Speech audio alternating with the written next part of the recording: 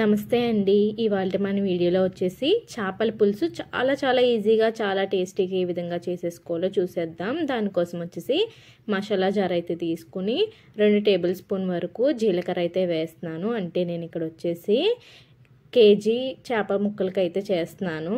Next ఇందులోకి 1/2 table spoon వరకు మెంతులు, మళ్ళీ 3 టేబుల్ స్పూన్ ధనియాలు కూడా వేసి ఈ విధంగా ఫైన్గా పౌడర్లు అయితే చేసుకోవాలి. ఈ విధంగా పౌడర్ చేసుకున్న తర్వాత ఇందులోకి వెల్లుల్లిపాయ రేకలు పేస్ట్ అయితే వేస్తున్నాను. మీ దగ్గర పేస్ట్ లేకపోతే వెల్లుల్లిపాయ రేకలు కూడా వేసుకోవచ్చు. ఈ విధంగా వెల్లుల్లిపాయ రేకలు తర్వాత వేయడం వల్ల ధనియాలు బాగా గ్రైండ్ అవుతాయి.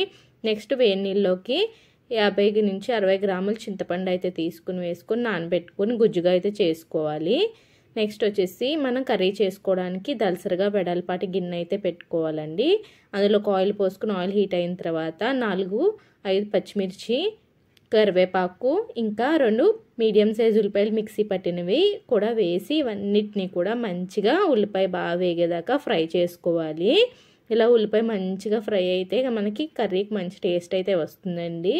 నెక్స్ట్ వచ్చేసి టమాటో ప్యూరీ అయితే వేస్తున్నాను. ఒక పెద్ద సైజ్ టమాటాని మిక్సీ పట్టుకుంటే సరిపోతుంది.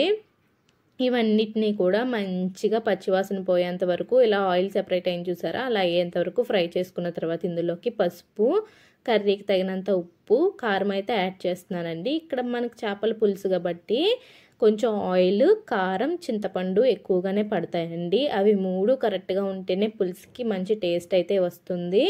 సో ఇప్పుడు కూడా ఈ కారం అనేది పచ్చివాసన పోయేంత వరకు కూడా మళ్ళీ ఒక 2 నిమిషాల పాటు మంచిగా ఫ్రై చేసుకోవాలి. ఇలా మంచిగా ఫ్రై అయిపోయిన తర్వాత మనం ముందుగా మిక్సీ పట్టుకున్న ఈ మసాలాను కూడా ఇందులోకి అయితే వేసుకోవాలి. ఈ మసాలా కూడా ఇందులో వేసిన తర్వాత దీన్ని కూడా ఒక్కసారి అయితే మంచిగా మిక్స్ చేసుకుని ఒకసారి ఫ్రై చేసుకోండి. ఇలా ఫ్రై అయిపోయిన తర్వాత ముందుగా మనం చేసి పెట్టుకున్న చింతపండు గుజ్జును కూడా ఇందులో వేసుకోవాలి. ఇలా చింతపండు గుజ్జు చిక్కదాన్ని అయితే వేసేసుకోండి. ఇలా చిక్కగా ఉన్నదాన్ని వేసుకున్న తర్వాత ఇది కుతమని ఉడికేదాకా మనం ఆయిల్ సెపరేట్ అయ్యేదాకా కూడా మంచిగా ఉడికించుకోవాలి. అసలు మొత్తం ఫ్లేవర్, టేస్ట్ మొత్తం అన్నీ కూడా మనకి స్మెల్ కూడా ఇక్కడే స్టార్ట్ అయిపోతుంది. అంత బాగుంటుంది. సో నేను ఇక్కడ బెండకాయ ముక్కలు, వంకాయ ముక్కలు వేస్తున్నా.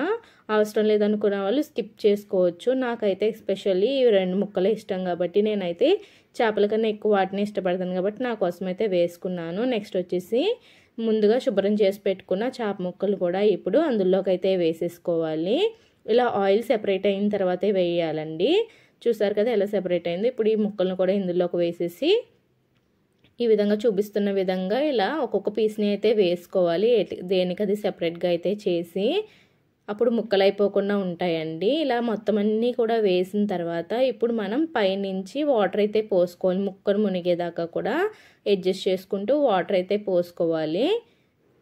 మనం ఇందాక చింతపండు గుజ్జు చిక్కగా వేసాం కదా, సో ఇప్పుడు వాటర్ వేయడం వల్ల డైల్యూట్ అయిపోతుంది. సో టేస్ట్ అయితే చాలా బాగుంటుంది. ఇలా దగ్గర పడేదాకా మళ్ళీ దీన్ని ఒక 5-6 నిమిషాల పాటు ఉడికించుకోవాలి. మధ్యలో కదుపుకుంటూ ఉడికించుకోవాలని. చూసారు కదా ఆయిల్ ఇలా ఈ విధంగా సెపరేట్ అయ్యేంత వరకు ఉడికించుకొని కొత్తిమీర వేసుకొని మరో 2 నిమిషాల పాటు చేప ముక్క ఉడికేదాకా ఉడికించుకొని సర్వ్ చేసుకోవడమే. ఇంతే ఫ్రెండ్స్, చాలా ఈజీ, చాలా టేస్టీ. మీరు కూడా ట్రై